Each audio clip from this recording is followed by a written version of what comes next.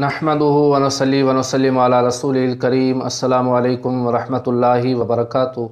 राह इस्लाम में तमाम दोस्तन की खुशामदीद। प्यारा दोस्तों, अज बेहतरीन मालूमात खणी तव्हांजी खिदमत में हाज़िर थियो आहियां। यकीनन तव्हांखे पसंद ईंदी सही आहे त अॼु जुमे जे ॾींहं जूं कुझु फज़ीलतूं ऐं मुख़्तसिर तारुफ़ तव्हांजी खिदमत में अर्ज़ु कंदुसि। पर उन खां अॻु में अव्हां सां गुज़ारिश आहे त जेकॾहिं अव्हां असांजो चैनल सब्सक्राइब न आहे कयो त असांजे चैनल खे सब्सक्राइब कयो ऐं गॾोगॾु घंटी जे निशान ते क्लिक कयो ताजो असांजी हर अचण वारी नई मालूमात तव्हां ताईं आसानी सां पहुची सघे।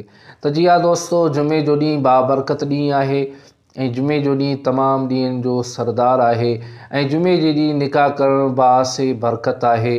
हज़रत अनस रज़ी अल्लाह ताला अन्हु खां रिवायत आहे त नबी करीम सल्लल्लाहु ताला अलैहि वसल्लम फरमायो त जुमे जो ॾींहुं ख़ुतबो पढ़णु ऐं निकाह करण जो ॾींहुं आहे।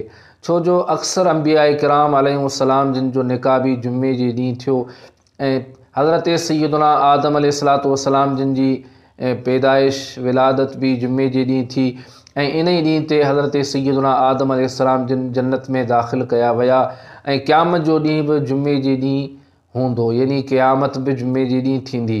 हज़रत आदम अलैहिस्सलाम हज़रत हवा सां जुमे जे ॾींहुं निकाह फरमायो ऐं हज़रत यूसुफ अलैहिस्सलाम ज़ुलैखा सां जुमे जे ॾींहुं निकाह फरमायो ऐं हज़रत मूसा अलैहिस्सलाम सफ़ूरा सां जुमे जे ॾींहुं निकाह फरमायो ऐं हज़रत सुलेमान अलैहिस्सलाम बिल्किस सां जुमे जे ॾींहुं निकाह फरमायो ऐं नबी करीम सल्लल्लाहु ताला अलैहि वसल्लम जिन जो हज़रत ख़दीजतुल कुबरा रज़ी अल्लाह ताला अन्हा सां जुमे जे ॾींहुं निकाह थियो ऐं नबी करीम सल्लल्लाहु ताला अलैहि वसल्लम जिन जो निकाह मुबारक हज़रत सैयदा आयशा सिद्दीक़ा रज़ी अल्लाह ताला अन्हा सां जुमे जे ॾींहुं निकाह थियो।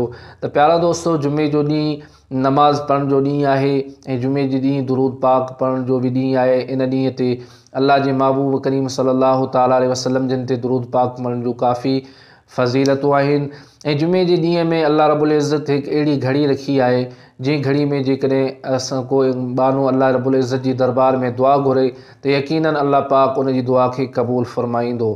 ऐं जुमे जे ॾींहं जे अंदरि काफ़ी फ़ज़ीलतूं आहिनि, लेकिन मूं मुख़्तसिर अव्हांजी खिदमत में अर्ज़ु कयूं जुमे जे ॾींहं जो मुख़्तसिर तारुफ़ ऐं कुझु वाक़ियात। वरी नई मालूमात में अव्हांजी खिदमत में हाज़िर थींदुसि। तेसीं ताईं इजाज़त ॾींदा। अल्लाह हाफ़िज़।